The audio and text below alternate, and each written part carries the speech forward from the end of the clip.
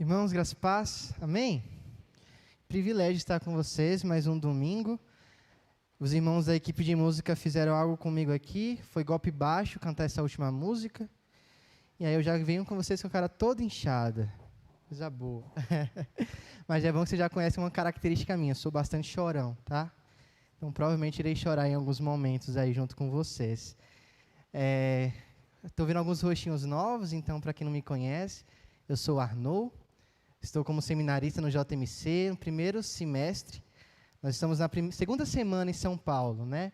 E aí essa música me lembrou lá da minha igreja, a gente canta muito lá, e aí eu não consegui conter as emoções. Mas que bom que o Senhor providencia, né, o povo de Deus para que juntos sejamos um corpo, né? Que nós possamos hoje aprender um pouco mais sobre Ele e que o Espírito Santo se revele a nós mais um pouco, com mais uma porção nesta noite. Você também que nos assiste, não sei onde fica a câmera, acho que fica aqui, né? Tá. Você que nos assiste aqui também pelo YouTube, que o Senhor também faça morada no seu coração, aquiete Ele, e que você possa também aprender um pouco mais sobre Ele nesta noite. Irmãos, vamos abrir nossas Bíblias em 1 Coríntios, capítulo 13. Nós leremos os versos 9 até o verso de número 12. 1 Coríntios, capítulo 13, do verso 9 até o verso 12. Antes da gente começar, só queria passar para os amados que todo esse sermão ele foi visto e muitas coisas foram retiradas de um livro chamado Inteligência Humilhada, do Jonas Madureira, de um pastor batista. Não sei se os amados conhecem. Além do mais, foram pegadas também algumas informações de um teólogo norte-americano chamado Albert Barnes. Então, vocês vão ver que muitas coisas têm muito parecido com esses dois, tá? E nós vamos comentar um pouquinho sobre isso no dia de hoje. E cientes disso, acompanhe, por favor, a Bíblia, a palavra do Senhor, que diz o seguinte, no verso 9. Porque em parte conhecemos e em parte profetizamos. Quando, porém, vier o que é perfeito, então o que em parte será aniquilado. Quando eu era menino, eu falava como menino, sentia como menino, pensava como menino. Quando cheguei a ser homem, desisti das coisas próprias de menino. Porque agora nós vemos como em espelho, obscuramente. Então, veremos face a face. Agora, conheço em parte. Então, conhecerei como também sou conhecido. Vamos orar mais uma vez? Senhor nosso Deus, nosso Pai, nós somos gratos a Ti, porque através do Teu Filho amado, do sacrifício dEle, nós podemos hoje ter livre acesso ao Senhor. Que Tu possas, ó Pai, através do Seu Santo Espírito, fazer morada em nós, e que nós possamos aprender um pouco mais do Senhor nesta noite. Nos capacite, nos use, em nome de Jesus, que nós oramos a Ti. Amém. Irmãos, eu não sei quantos de vocês conhecem um Agostinho. Ele é conhecido também como Bispo de Hipona. E aí você pode conhecer uma das obras mais famosas dele, se não a mais famosa, que nós chamamos de As Confissões, que são alguns livros nos quais ele descreve acerca da sua biografia. Ele vai falar um pouco sobre como ele era antes de conhecer a Cristo e como Cristo o transformou. Eu achei interessante que no segundo livro, no ponto 9, ele diz o seguinte, eu vou ler para os amados, eu preciso que vocês prestem bastante atenção. Ele diz assim, havia uma pereira junto da nossa vinha, carregada de frutos que não eram tentadores nem pelo aspecto, nem pelo sabor. Fomos sacudi-la e pilhá-la, um grupo de jovens péssimos, já de noite, a hora até que tínhamos prolongado por mau hábito. A brincadeira nas eiras. E trouxemos enormes quantidades, não para os nossos banquetes, mas para as deitarmos aos porcos. Ainda que tenhamos comido uma ou outra pera, desde que fizéssemos o que nos apetecia, precisamente porque era proibido. Eis meu coração, ó Deus, eis o meu coração do qual tiveste misericórdia no mais fundo do abismo. Diga-te agora o meu coração, que pretendia com isso, a ponto de eu ser mau sem motivo, e a causa da minha maldade não ser senão a maldade. Era feia, e eu amei-a.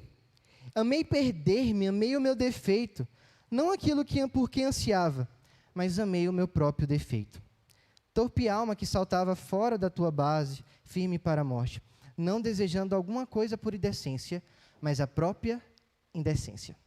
Não sei os amados, mas eu nunca furtei uma pera. O máximo que eu consegui fazer, porque lá na minha cidade, na Bahia, nós temos muito coqueiros. Então, água de coco para nós é algo assim, é como se fosse uma água mineral. E aí, o máximo que eu fiz foi pegar um coco que estava ali no muro de divisa entre a minha casa e a do vizinho, o máximo que eu fiz. Entretanto, é assombrosamente maravilhoso como eu consigo me conectar com Agostinho nesse ponto. Por mais que eu não tenha roubado uma pera, parece que ele descreve aquilo que eu também fui, por muitas vezes. Afinal, o que está em jogo aqui não é a fruta, não é o fruto. O que está em jogo aqui é a maldade, é o pecado. Muitas vezes nós cometemos algo não por conta do próprio algo, mas porque nós amamos pecar. O nosso ser caído constantemente peca e muitas vezes nós sentimos prazer no pecado. E muitas vezes nós fazendo isso, queremos nos esconder do Senhor, nos esconder dos irmãos, esconder o nosso defeito. Ao invés de confessar, nós queremos deixar para nós. E vamos pensar bem, isso seria uma boa alternativa, tendo em vista que o mundo que nós vivemos está lotado de cancelamento. Os amados que possuem rede social sabem que ao errar uma coisa, são cancelados. O desamor é algo visto e visto em todos os momentos em nossos tempos. Parece que a gente perdeu a forma de lidar com o erro. E nós pesamos um pouco a mão, né? Mas isso não acontece agora. Desde lá de Adão. Quando a queda acontece, quando eles comem do fruto, qual o Senhor falou para eles não comerem, qual que é a primeira coisa que eles fazem?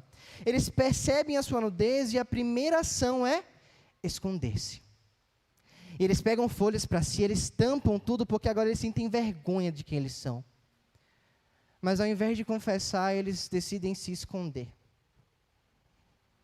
Você parece com Adão? Parece com Agostinho? Porque eu me pareço muito. Entretanto, quando a graça do Senhor ela entra na vida de Agostinho, em vez de ele esconder-se contraculturalmente, o que ele faz? Confessa. Por isso que a confissão de pecados que nós fazemos no culto público é contracultural. Porque nós somos ensinados a não mais agora confessar uns aos outros os nossos erros. Nós somos ensinados a guardar para nós. Talvez seja por isso que nós temos visto o número de depressão e possíveis suicídios crescendo, né? Sendo este a terceira maior causa de morte entre jovens de 18 a 25 anos no Brasil. Mas o que está aqui em xeque para Agostinho? Agostinho ele confessa porque ele tem um objetivo com isso.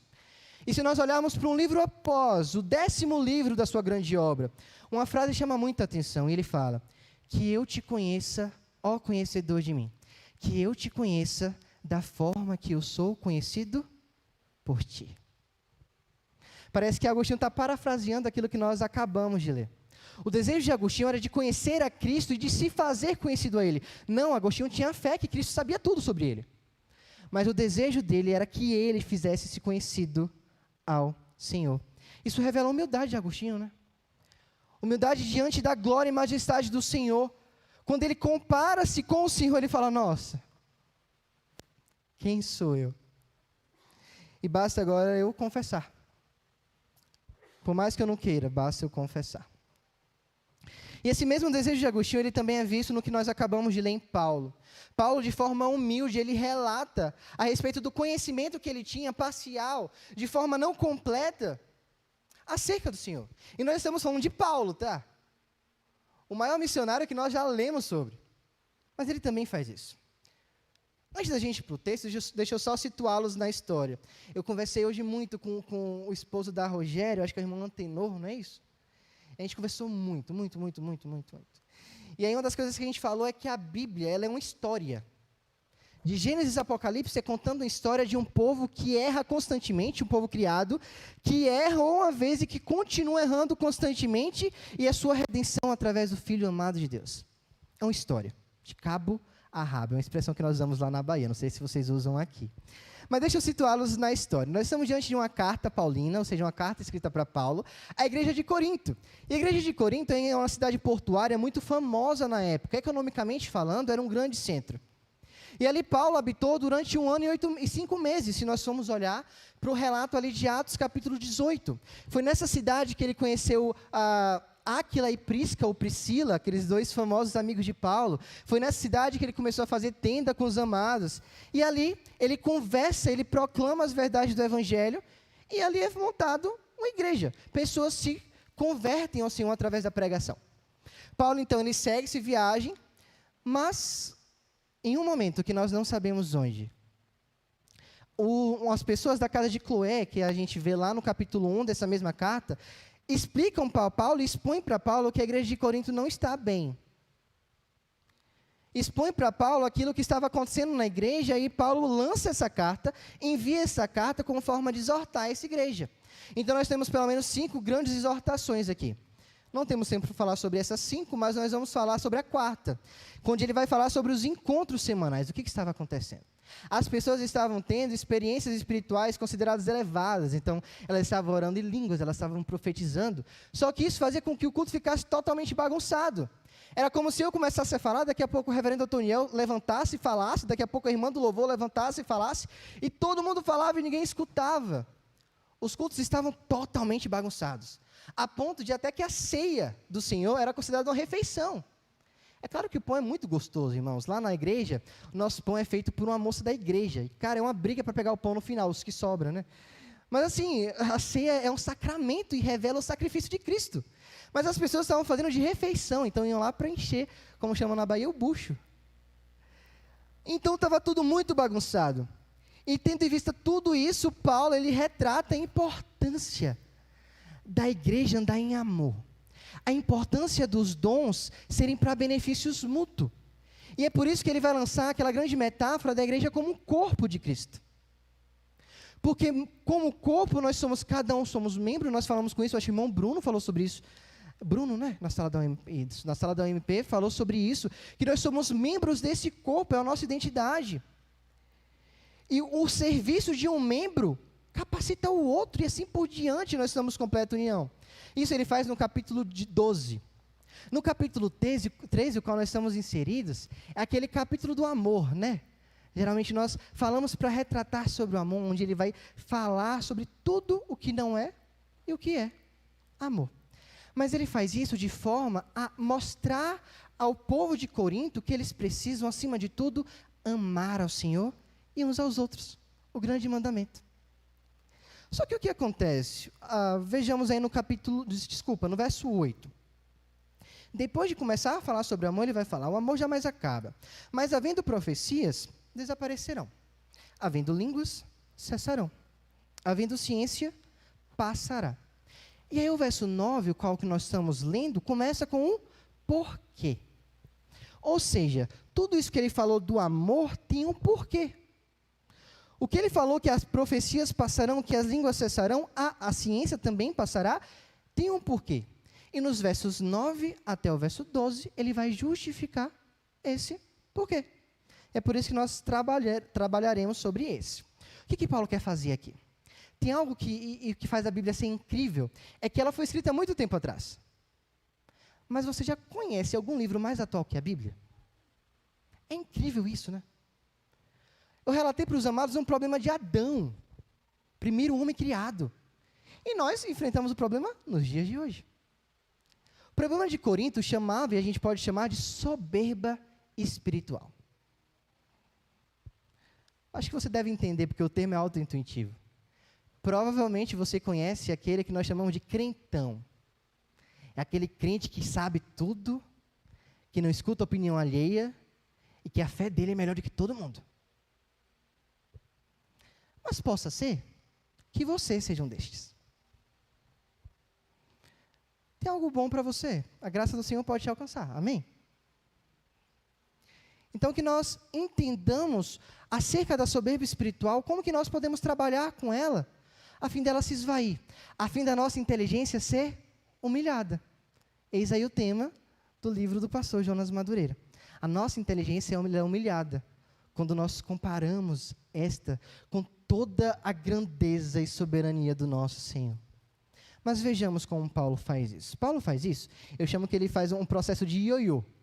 Ele não joga entre os tempos, então ele fala sobre o tempo presente, depois nos lança para o futuro. Ele faz isso possivelmente 4 vezes. Em uma das vezes, ele lança-nos para o passado e para o presente.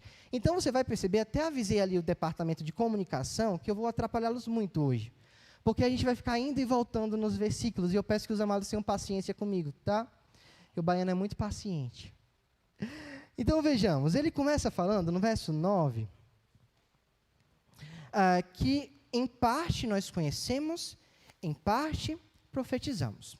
Primeira coisa que nós precisamos entender para terminar ou acabar com a soberba espiritual é que, no tempo presente, o nosso conhecimento de Deus é parcial. Entender que, no tempo presente, o nosso conhecimento de Deus é parcial. E ele relata isso no verso 9. Ele fala que, em parte, nós conhecemos. Ou seja, não é algo total, mas é algo parcial. E também, em parte, profetizamos. E aqui cabe a nós entendermos um pouquinho o que é profetizar, né? Profetizar para nós é levar uma palavra de Deus ao povo dele. E nós entendemos, enquanto cristãos reformados, que quando nós abrimos as Escrituras e compartilhamos com os amados a palavra de Deus para a igreja, nós estamos proferindo aquilo que ele quer para a igreja. Fora disso, não há tanta necessidade assim. É claro que Deus ele é soberano, e que se ele quiser aparecer para nós, ele vai aparecer, porque ele pode tudo, ele é onipotente. Mas nós acreditamos que ele graciosamente se revelou a nós através do cânon, através das Sagradas Escrituras, que é a palavra de Deus de Gênesis a Apocalipse. Quando o cânon se fecha, a palavra de Deus está ali, para nós, consumada. E nós não precisamos mais de outras interpretações, de outras profecias, nós não precisamos mais disso, porque nós temos a vontade do Senhor descrita nesse livro que nós chamamos das Sagradas Escrituras, tá bom? Mas mesmo assim, neste livro está escrito apenas algo para que nós pudéssemos crer, que tenhamos fé. Não está escrito tudo, porque nós temos um princípio que Deus ele é uma pessoa um Deus que transcende o nosso conhecimento. Ele tem conhecimentos infinitos. Nosso Deus é infinito. Há em nós a capacidade de compreender a infinitude de Deus? Não. Então a Bíblia registra as passagens para que nós tenhamos fé, para que nós crermos nele. Mas não é tudo. Então nós precisamos entender que hoje nós, em parte, conhecemos, em parte, falamos. No verso 11, parece que Paulo vai nos jogar agora para o passado. Só que ele faz isso como um método de falar, o presente de vocês se assemelha muito ao meu passado enquanto criança. Ele vai falar, quando eu era menino, eu falava como menino, sentia como menino, pensava como menino. Ou seja, nós, enquanto igreja do Senhor, no período em que vivemos, até que o Senhor volte, nós estamos nas fases da meninice. É por isso que muitas vezes nós temos intrigas uns com os outros, por isso que muitas vezes nós brincamos, sei lá, por causa de tom. Gente, lá no nosso ministério, né, tem vezes que os bichos pegam. E aí tem uma irmã que eu amo muito, a Leilinha, ela deve estar assistindo a gente. E quando nós somos escalados para o mesmo dia, é certo. Sim, é certo, eu já vou preparado, porque vai sair um fogozinho. Mas depois a gente está se abraçando, tá? Enfim, ela é como se fosse uma tia para mim, então o amor ele transcende isso. Mas, sabe, nós vivemos em época de meninice. Muitas vezes nós falamos, sentimos, pensamos e nós estamos perdidos como meninos. É por isso que muitas vezes a nossa fé vacila, como nós observamos ali na sala do MP. Porque nós não atingimos a maturidade cristã, irmãos. É claro que nós precisamos caminhar para isso. E todos os dias nós estamos passando pelo nosso processo de nos tornarmos mais parecidos com Cristo. O que nós chamamos de processo de santificação. Então você é chamado a todos os dias parecer mais com Cristo. Ser melhor, aquela velha frase clichê, né? Ser melhor 1% a cada dia. Também se assemelha aqui às Escrituras. Mas veja que no verso 12... ele traz para nós uma metáfora. Eu amo metáfora, porque eu acho que elucida muito o conhecimento. Ele fala para nós que agora nós vemos como em espelho. Mas deixa eu chamar a sua atenção para o passado. Por quê? Porque para nós espelho hoje é nítido. Por exemplo, quando eu fui encher minha garrafinha de água, aí eu fui ao banheiro, vi um espelhão, falei, amém, deixa eu ajeitar minha gravata. Eu ajeitei um pouquinho e vi nitidamente a cor da minha gravata, eu vi nitidamente a cor da minha camisa, eu vi nitidamente a cor no meu blazer, eu vi nitidamente as coisas. Vi os fios do meu cabelo para cima, assim, ó. Vi tudo. Mas naquela época não era assim. Porque o espelho naquela época era como se fosse um metal polido. E dava para ver a silhueta, dava para ver alguma coisa, mas não era nítido. Quando Paulo escreve sobre o espelho, é sobre esse metal polido que ele está olhando. E aí quando nós vemos que pelo menos duas razões para que essa figura, ela pode ser aqui empregada a nós. Primeiro, por conta da sua obscuridade. Como eu falei, a falta de nitidez dela não capacita-nos a entender com exatidão o que nós estamos vendo. Não sei se os amados já assistiu, acho que é Divergente. Acho que os adolescentes, os jovens devem saber um pouquinho sobre isso. Eles são divididos em facções, né? E aí tem uma facção que que é a da abnegação. Né? Aí eles abrem os espelhos e os espelhos estão todos sujos, eles vão e rapidinho volta. É como se fosse aquele espelho divergente. Então ele não é nítido. Você consegue ver algo, você consegue ver algo que se assemelha, mas você não vê em totalidade. E é justamente da mesma forma que nós vemos a Deus. Nós conseguimos enxergá-lo pela graça dele, porque ele se revelou a nós através do seu Filho amado, Jesus Cristo. Mas nós não conseguimos ver com nitidez tudo o que acontece. Porque o nosso Deus, ele é infinito. Mas tem outra razão que eu acho muito incrível, que muitas vezes nós não nos atentamos a ela, que é o caráter mediador do espelho. Pensa você que dirige no seu retrovisor. Por que o retrovisor existe? Para superar algo que você não consegue fazer. Para superar uma limitação. Você está olhando para frente, você não tem como olhar para trás e para frente ao mesmo tempo. Então o retrovisor está lá para te mostrar algo que você possivelmente não seria capaz de ver sozinho. Da mesma forma, a nossa visão de Deus. A nossa visão do nosso Senhor Deus é feita através da mediação de quem? Nosso Senhor Jesus Cristo. Quando nós estávamos com Ele ali no jardim, nós contemplávamos de uma total comunhão com o Senhor. A queda entra no mundo e nós temos uma separação. O fio que nos ligava ao Senhor, ele é rompido. E a gente não consegue mais ter acesso a Ele. É por isso que existe o Santo dos Santos e toda aquela questão que nós cantamos aqui. Mas quando o Senhor Jesus, ele vem a nós. Você está entendendo isso? Jesus veio a nós. Eu acho muito incrível isso. Quando Jesus veio ao nosso encontro, habitou entre nós. Ele trouxe o caráter mediador. E aí quando a morte de Jesus é consumada, quando ele fala o tetelestai, o que acontece? O véu do templo se rasga. Por quê? Porque agora através dele nós temos acesso ao Pai. Lindo isso, né? Então o espelho ele também revela esse caráter mediador. J. Carson ele vai falar o seguinte: seja pela qualidade inferior dos espelhos no mundo antigo, seja pelo ângulo de visão, os espelhos somente podem prover uma imagem indireta e incompleta da realidade. Entretanto, é bom nós vermos. Então o espelho nesse caso é bom. Por mais que ele não nos revele totalidade, é através dele que nós conseguimos enxergar. E aqui Paulo começa a nos humilhar, né? Vocês não conhecem da forma que vocês acham. Essa forma total que vocês acham que conhecem não é verídica. Vocês conhecem parcialmente. Mas isso tudo, lembra que eu falei do contraste, do ioiô? Isso tudo é contratado com a esperança do porvir. E aí a gente vai voltar lá de novo para o verso 9. No verso 9 ele vai falar no presente que hoje nós conhecemos em parte. Mas no verso 10 ele vai nos jogar para o futuro. E ele vai falar assim, ó: quando porém vier o que é perfeito, então o que é em parte será aniquilado. Tem algo que se interpõe entre a história do presente e do futuro. Esse algo é a volta de Jesus. Que nós cremos, não é isso, irmãos? Que nós cantamos, Maranata. E nesse momento que o Senhor volta, algo muda de figura. É por isso que a nossa esperança no porvir tem que estar centralizada em Cristo. Então, o segundo ponto, para nós acabarmos com a soberba espiritual, é ter a esperança, é sermos esperançosos, que pela obra de Cristo, um dia nós o conheceremos diretamente. Um dia nós o veremos face a face, como nós vamos entender daqui a pouquinho. Hoje, o nosso conhecimento ele é incompleto, até que venha o completo.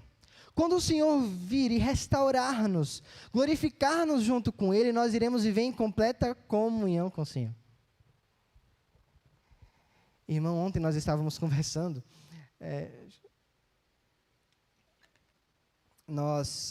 O JMC vai assistir essa pregação, eu acho. Nós, na semana passada, tivemos aulas de 11 matérias, disciplinas. Falta uma. E as 11 disciplinas chegaram e passaram-nos a ementa. Quem já fez faculdade, universidade, sabe o quão desesperador é você ver a ementa de um curso. Multiplique isso por 11. É muito desesperador, né? E nós agora temos 4 páginas de atividades para fazermos. E aí eu comecei a desesperar. Falei, não, bora começar logo. E aí ontem eu passei o dia de sábado todo fazendo 40 questões sobre a confissão de Westminster do reverendo Ageu. Quando eu cheguei na 20ª, eu falei, Senhor, volta hoje. Senhor, Maranata. E a gente começou a falar, e aí estávamos entre amigos, falou, por que o Senhor não volta hoje, irmãos? Brincadeiras à parte, mas quando nós pensamos na volta do Senhor, dá essa sensação de alívio. Da sensação do, passou. Nós passamos, nós completamos a carreira. Espero um dia falar isso. Ter a mesma ousadia de Paulo e falar isso. E nesse momento, quando o Senhor voltará para nos buscar, nós o veremos conforme o verso 12, fala que então, nesse dia, posterior a esse dia, nós o veremos face a face. Ver face a face, irmãos, é simplesmente nós não precisarmos mais de um espelho. Porque nós estaremos junto a Ele. Não estou falando aqui que vai ser um conhecimento exaustivo do Senhor, não. Todos os dias nós vamos ter algo novo para aprender sobre o nosso Deus. Todos os dias. Antigamente, quando eu era criança, eu não gostava de pensar no céu. Olha que pecado, meu Deus. Porque quando eu pensava... Eu sou matemático, né? Eu sou formado em engenharia civil, então eu sou das exatas. E eu não gosto nada de coisa monótona, assim, sabe? E toda vez que eu pensava no céu, eu pensava que eu ia ficar lá toda hora, santo, santo, santo. Eu falava, cara, que chato isso. E eu pecava muito na infância. Eu falei, não vou mais pensar sobre isso, que eu não quero mais pecar. Até que eu fui entender que lá todo dia vai ser uma novidade, velho. Lá todo dia eu vou conhecer mais sobre o Cristo que me redimiu. Lá todos os dias eu vou olhar para Ele e eu vou desejar falar santo, santo, santo, eternamente. Porque eu vou estar na presença do Deus que se fez homem para me salvar. E se isso não enche o seu coração de esperança, eu não sei mais o que pode encher. Porque nesse dia as dores, sofrimentos, aflições que não são prometidas aqui neste mundo, serão cumpridas. Não haverá mais choro, não haverá mais ranger de dentes. Acredito eu que haverá comida, mas nós não engordaremos. Depois eu explico porque eu tenho esse pensamento, a gente não tem tempo hoje. Mas, irmãos, naquele dia vai ser maravilhoso. E naquele dia, sim, nós conheceremos plenamente. E isso simplesmente implica na ausência de mediações e o estabelecimento de um contato direto. Não é um contato exaustivo, mas de um conhecimento como um todo. Lembra que eu falei para vocês que ele faz isso durante 4 vezes? Nós vimos a primeira no verso 9 ao verso 10, nos joga para o presente, lança-nos para o futuro. Nós vemos isso nos versos 11, quando ele vai falar sobre o passado, inferindo ao presente da igreja de Corinto.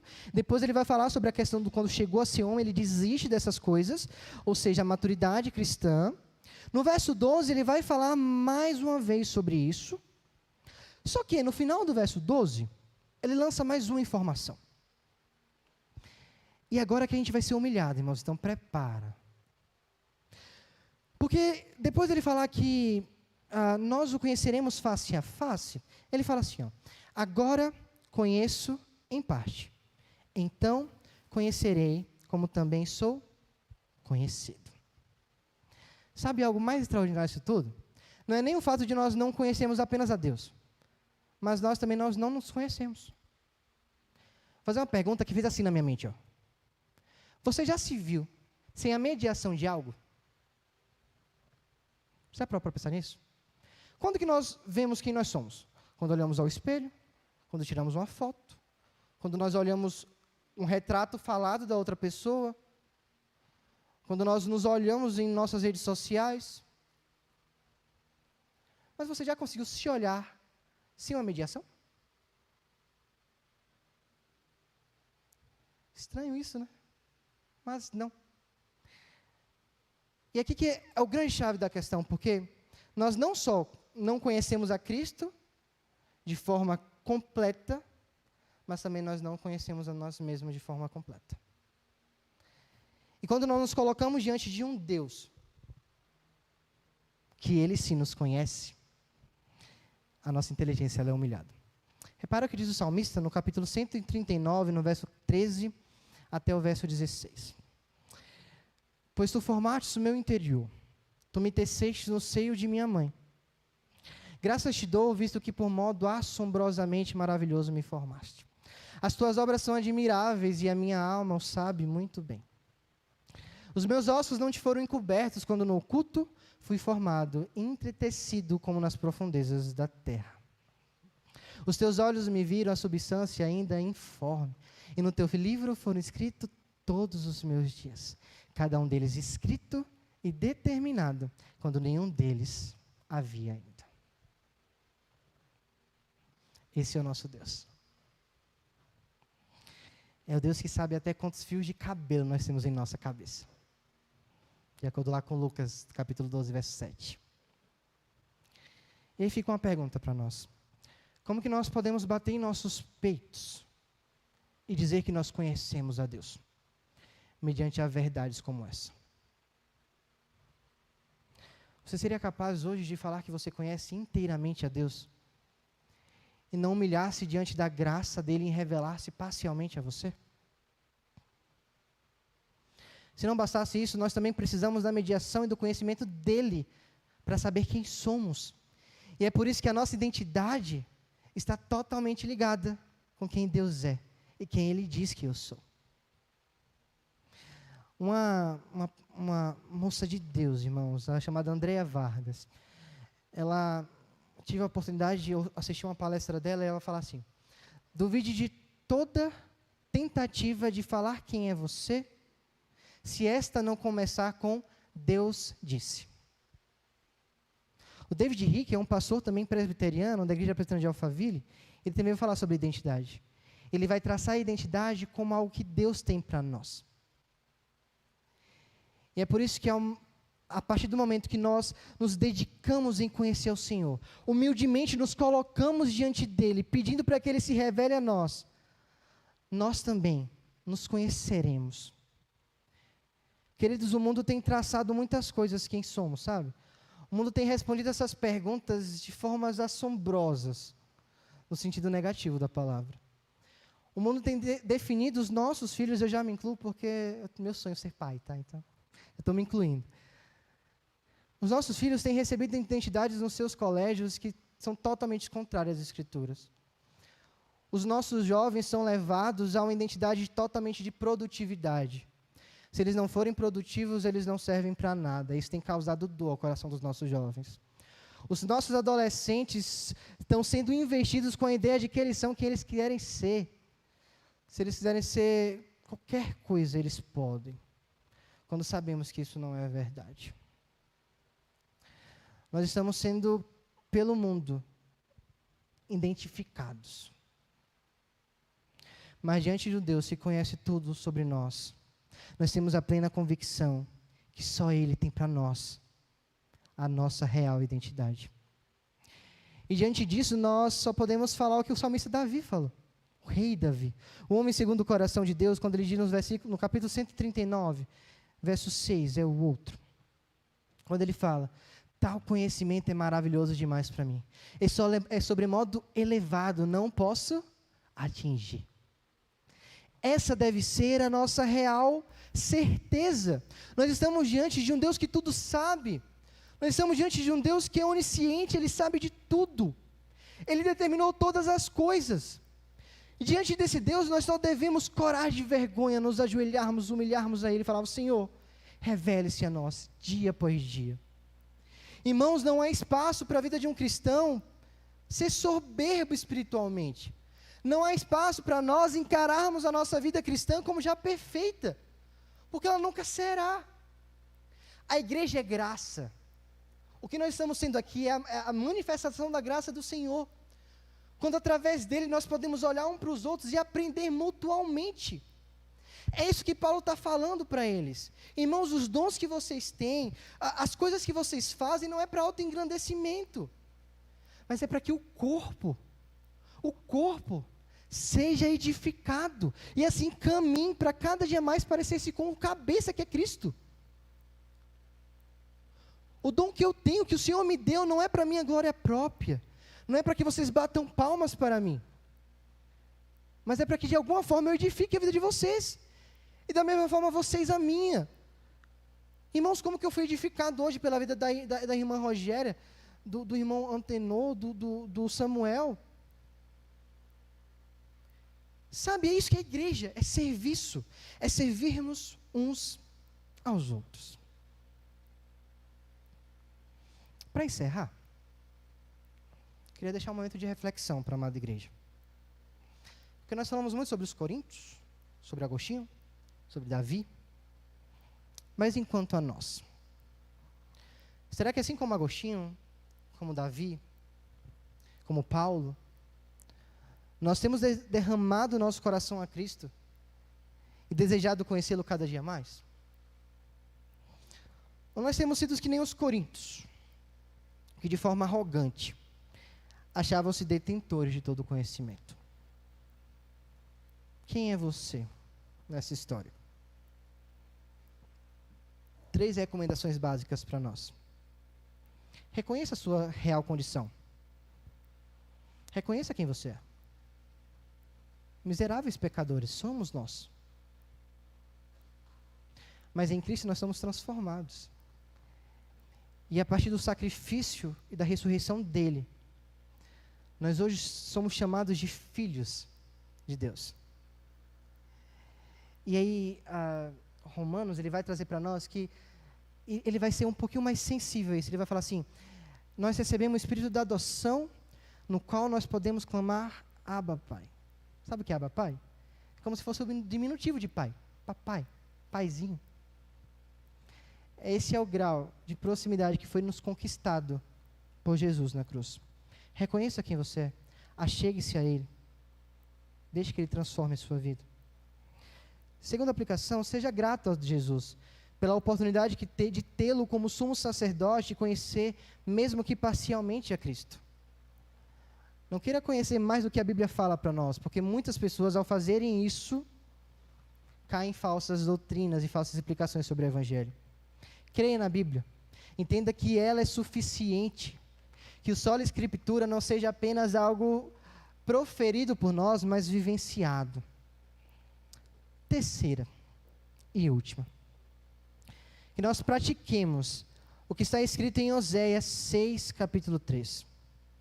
Conheçamos e prossigamos em conhecer o Senhor. Como a alva, a sua vinda é certa. E Ele descerá sobre nós como a chuva, como chuva, minha vista está mal, seródia, é isso? Que rega a terra. Conheçamos a Deus, prossigamos em conhecer a Deus, mas que tudo isso revela o que está lá em Filipenses 2, que o nosso Senhor, mesmo sendo Deus, não julgou como uma usurpação ser igual a Deus, antes a si mesmo se esvaziou, o Senhor se humilhou, assumindo a forma de homem, de servo, a favor de nós. Que nós tenhamos esse mesmo sentimento de humildade, reconhecendo que somos falhos, pecadores, miseráveis, mas que em Cristo somos nova criatura, cidadãos do reino celestial.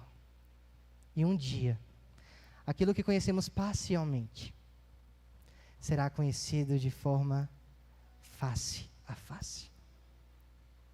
Deus abençoe a nossa vida, irmãos. Obrigado pela oportunidade. Pastor, conselho, Deus nos abençoe.